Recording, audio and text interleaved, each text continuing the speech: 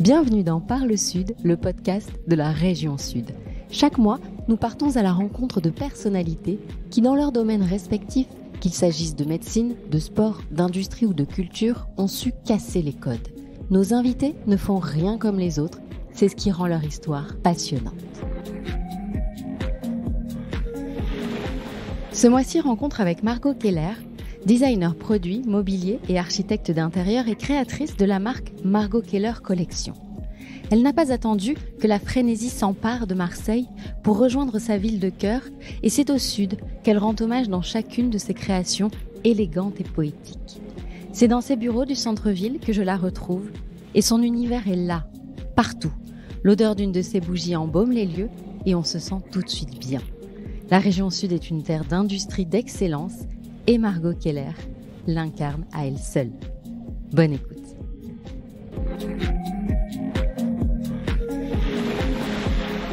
Margot, bonjour. Bonjour Caroline. Je suis très heureuse de t'avoir à notre micro. Alors comme tu le sais, la région sud est une terre d'industrie d'excellence et ta réussite la fait rayonner bien au-delà de nos frontières. Alors Margot, pour commencer, si tu devais te présenter en quelques mots aujourd'hui, que dirais-tu ?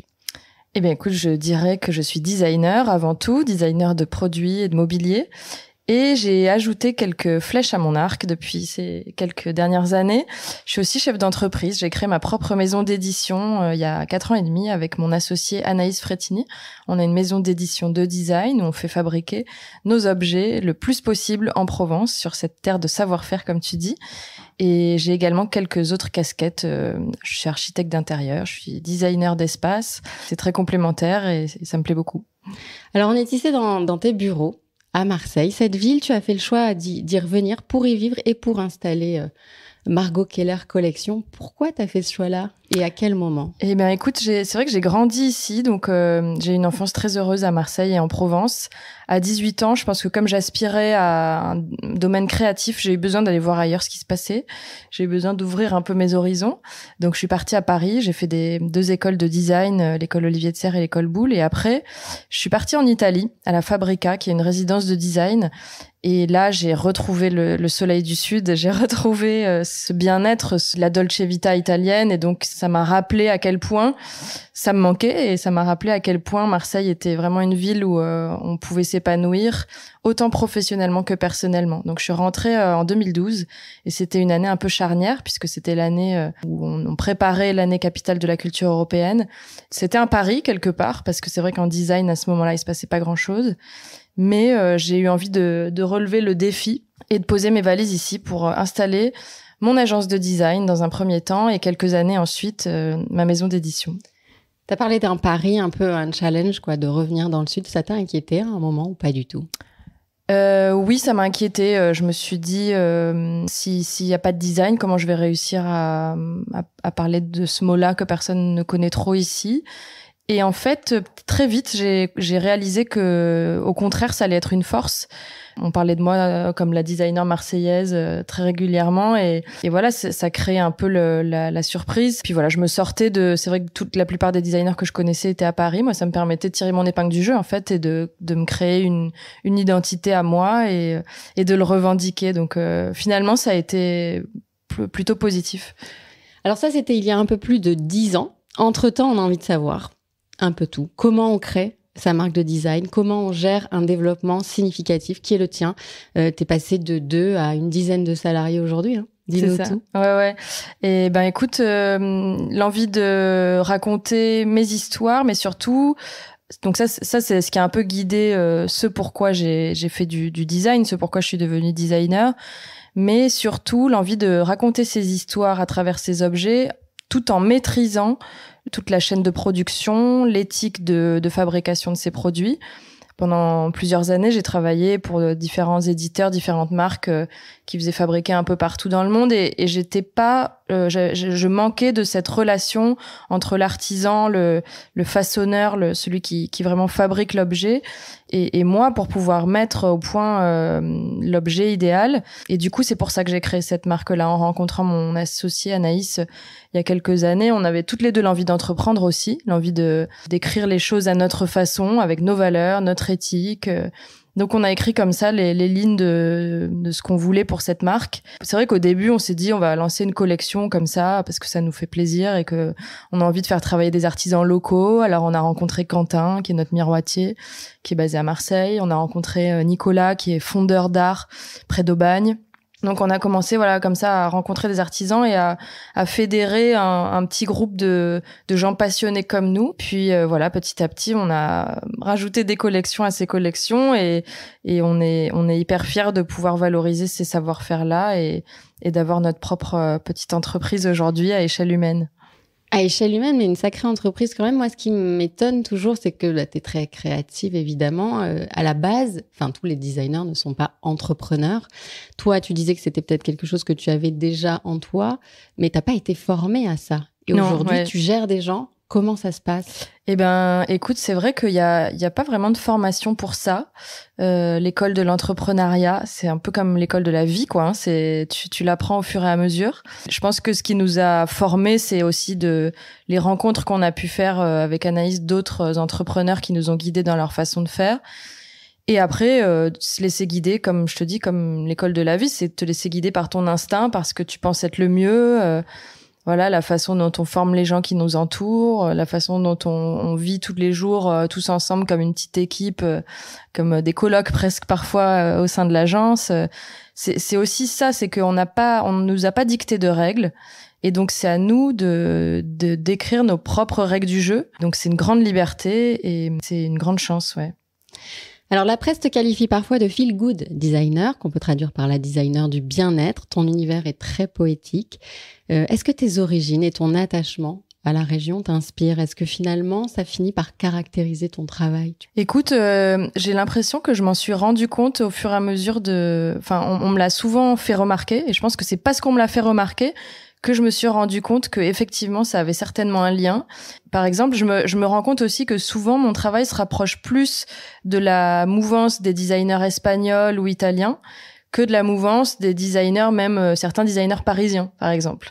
Donc je pense que j'ai à travers mes dessins, une identité qui appartient au sud, quoi, qui appartient à cette joie de vivre, cette chaleur, ces couleurs, cette lumière, ce besoin de rire, de s'éclater, de s'amuser, de pas se prendre au sérieux et d'être tranquille aussi, quoi, je pense que c'est ça qui nous caractérise. Donc c'est quoi être tranquille ? Être tranquille, c'est une espèce de sérénité, un sourire aux lèvres et on avance, quoi, sans se prendre la tête. Un travail dont on dit qu'il est également tout en rondeur. Ouais. C'est comme ça que tu le définirais, toi aussi ? Oui, alors ça, je cherche encore dans la psychanalyse de mon design. En fait, je pense que c'est juste s'entourer d'objets, c'est pour moi aussi une façon de s'entourer de petites choses rassurantes qui vont nous créer comme ça un lieu de vie qui va être hyper réconfortant, hyper rassurant, soit lié, je sais pas, au monde, à notre condition, j'en sais rien, j'ai pas poussé plus que ça sur le côté philosophique, mais voilà, il y a un côté rassurant, enveloppant, et dans le toucher aussi, dans l'approche sensorielle qu'on peut avoir avec les objets, il y a un truc où du coup on a envie de les toucher, de les prendre dans la main. Et... Je peux tomber un peu dans les clichés en disant ça, mais que le travail en rondeur est propre aux femmes. Qu'est-ce que tu penses de cette idée ? Et d'ailleurs, est-ce que ça a été simple pour toi de t'imposer dans le monde du design en tant que femme ? Écoute, j'adhère pas du tout à ce principe qui dirait que la rondeur serait propre aux femmes. On me l'a fait remarquer plusieurs fois. Votre travail est souvent qualifié de féminin, mais pourquoi la rondeur serait plus féminine que masculine ? Donc, je crois pas du tout que ça ait un rapport à la féminité, à la poésie certainement, à la sensibilité aussi, à la joie peut-être, au plaisir, au sourire, aux émotions, mais pas la féminité, je vois pas le lien, si ce n'est que c'est une femme qui dessine ces objets. Sinon, je vois pas trop le lien. Et en tant que femme, donc, comment tu as réussi à t'imposer dans ce monde ? Est-ce que ça a été simple ? Est-ce que c'est aujourd'hui une évidence ? Pour être très honnête, j'ai pas du tout ressenti à aucun moment une pénalité du fait d'être une femme dans ce domaine. J'ai vraiment eu l'impression d'avoir eu mes chances autant que quelqu'un d'autre et que voilà, c'est plus une question que c'est un métier difficile, qu'on soit un homme ou une femme. C'est un métier où pour exister, avant d'exister, il faut se battre, il faut rien lâcher, il faut tout donner, c'est un métier à plein temps, de jour comme de nuit, c'est un métier passion, c'est un métier qui se vit. mais c'est pas forcément un métier d'homme ou de femme, quoi. Alors, on va parler un peu du processus créatif. Maintenant, tu parlais tout à l'heure des dessins. Moi, je me suis posé la question en préparant cet entretien, justement, de savoir si tu dessinais encore vraiment, quoi, avec un crayon et des feuilles. Bon, tout commence par une idée, hein, bien sûr. Tout de suite après, ça se passe comment, alors, justement? C'est des dessins, l'écriture, des échanges avec tes équipes? C'est d'abord des dessins. J'ai une collection de petits carnets Moleskine qui me suivent depuis l'école. J'ai démarré cette collection quand j'étais à Olivier de Serres en 2e année de design. Et depuis, en fait, je constitue cette bibliothèque. Je dois en avoir, je sais pas, une quarantaine là aujourd'hui. Donc tout se passe dans ce carnet-là. Il est tout le temps avec moi, dans mon sac à main, dans ma valise. Si je l'ai pas, je suis pas bien, quoi. C'est vraiment un objet qui me suit depuis toujours. Donc l'idée, d'abord, elle mûrit un peu dans ma tête, ou parfois c'est au fil des dessins, je commence à dessiner quelque chose et puis en fait petit à petit ça se transforme. Assez vite, une fois que j'ai quelques dessins, je me mets sur l'outil informatique, c'est sur des logiciels 3D. J'ai toujours adoré ça. J'ai un truc un peu geek quand même. La magie de ces logiciels 3D où on passe du dessin, traverse les âges, quoi. Le dessin au crayon sur du papier, c'est un truc qui existe depuis la nuit des temps. Et de pouvoir d'un coup le mettre en 3D, le transformer en quelque chose de réel sur l'ordi, ça m'amuse beaucoup. Je m'amuse aussi beaucoup du logiciel et j'ai même réalisé ces derniers temps que ça faisait partie de ma créativité, ce logiciel-là, les contraintes du logiciel, la façon dont on pose les formes et les volumes. C'est aussi comme si on jouait avec des volumes en vrai, quoi. On joue avec une boule, avec un cube, avec un cône, et puis on les assemble, et puis si on les fait fusionner, qu'est-ce qui se passe? Donc c'est aussi beaucoup sur le jeu entre les courbes et les formes. J'ai un attachement vraiment particulier à l'angle de courbure. Donc, je suis toujours en train de saouler aussi un peu mes équipes de travail sur cet angle parfait, l'angle donc arrondi, hein, la plupart du temps. J'ai rarement des angles droits dans mes dessins, mais de chercher la courbe parfaite, la ligne parfaite qui va déclencher une émotion. Et si moi-même je me prends à mon jeu, c'est-à-dire d'un coup je dessine un truc et là clac, il se passe quelque chose, il y a une émotion qui se dégage. Là c'est bon, c'est emballé, c'est pesé, on sort la fiche technique et on envoie au fabricant. Alors on te connaît évidemment aussi beaucoup pour les collaborations que tu as faites. On a Monoprix en tête évidemment. Est-ce qu'il y en a une qui t'a marqué plus que les autres? Écoute, Monoprix, ça a été quand même énorme. C'est ça. Monoprix, c'était énorme. Je m'attendais pas à ça. Déjà, les équipes Monoprix m'ont fait confiance sur, je sais plus, on a dessiné plus de 150 produits différents. Donc, on a sorti comme ça un univers créatif tellement global et complet. Créativement, ça a été un exercice, mais moi qui aime bien la création intense, là, c'était vraiment de la création intense. J'ai dessiné pendant plusieurs mois. Je m'arrêtais plus de dessiner. Et j'ai été freinée à aucun moment. Au contraire, elle m'encourageait. Ah, mais est-ce qu'on rajouterait pas la théière? Mais est-ce qu'on rajouterait pas? Toutes les équipes étaient à fond. Et après, il y avait quand même cette exigence aussi de fabrication. Donc, c'est Monoprix qui a géré toute cette fabrication-là. On l'a pas géré nous en interne. Mais avec un super résultat. Et on s'est beaucoup amusé à ensuite shooter toutes les pièces ensemble. Enfin, il y avait un vrai univers global.